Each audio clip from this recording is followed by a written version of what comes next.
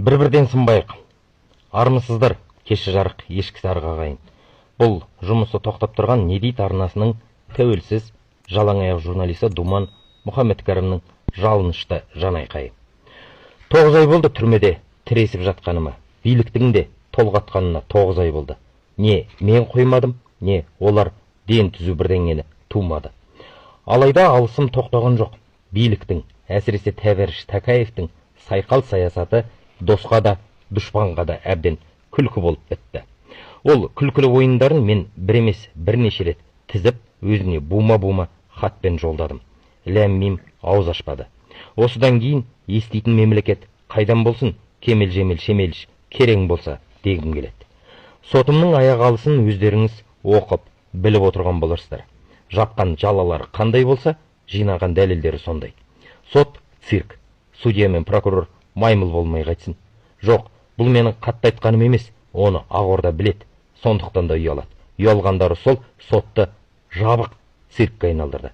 Бір қызығы, мен осы іс әрекеттерін алдын ала болжап, былтыр жариялап қойғамын. Қанымызда бақсы балгерлер жоқ сияқты еді, нағашыларымнан дарыған қасиет пе, қалай өзі? Жә, оны қоя тұрайық. Шынын айтсам, Ақорданың арам ойыны жалықтырды.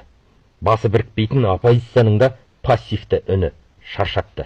Жалғыз үмітім халықта. Рас, жақтастарым бір емес екі сотыма да келіп қолдау көрсетті. Ол жерден шыққан шу Еуразияны қойып мұхиттың арғы бетіне жетті. Дәл сондай шу қарындасым Әйгерім Тілеужан мен 8 дүркін әлем рекордсмені Марат Жыланбаевтың сотынан да шықты. Нәтижесі не? Әйгерім 6 жылға, Марат аға 7 жылға сотталып кетті. Қалай тырыссаңыздар да Думан да 7 жылға, әйтпесе 9 немесе 12 жылға сотталады. Ақорданың мақсаты сол. Саясаткерлерді жабық сотпен жабу, ал ел шулайды да қояды. Бұл сұм саясат ұры сұлтанда 30 жыл жұмыс істеді. Қаш жүйеде де жұмыс істейді. Оның алдын алатын бір-ақ жол бар. Оппозиция бірікпесе тағы қойсын, халық бірігуі керек. Әйгерім, Марат, Қанат, Нұржан, Ақылжан мен Бағдагүл жақтастары шашырап жеке-жеке сотқа сабылудың қажеті жоқ. Думан деп те бүкіл сотқа бара бермеңіздер. Тұс-тұстан шабуылдап, шиберулерге жеке-жеке жем болғанша қалың қолға жиналып бір ғана талап қойыңыздар. Ол демократиялық өзгеріс.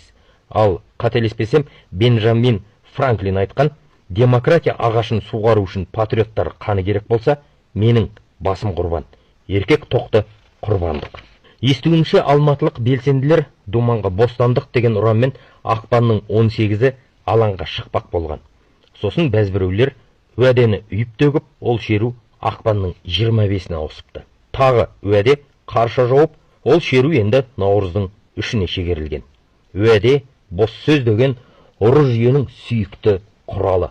30 жыл сендік емес пе? Тоятын уақытымыз болды емес пе?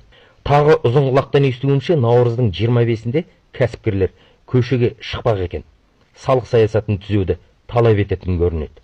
Егер рас болса, бизнесмендер шынымен оянып, әділдік іздесе және сіздердің бірге шыққандарыңызда қарсы болмаса, ондай елдің іскер азаматтарымен бірігіп, бір күні шығыңыздар.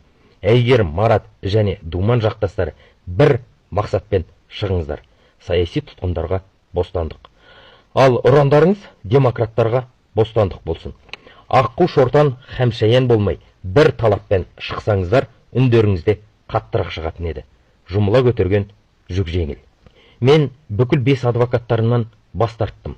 Сенбегендіктен емес, қорғаушыларым да нашар емес. Мен 5-еуіне де бас иемін. Әр қайсысы қасқыр.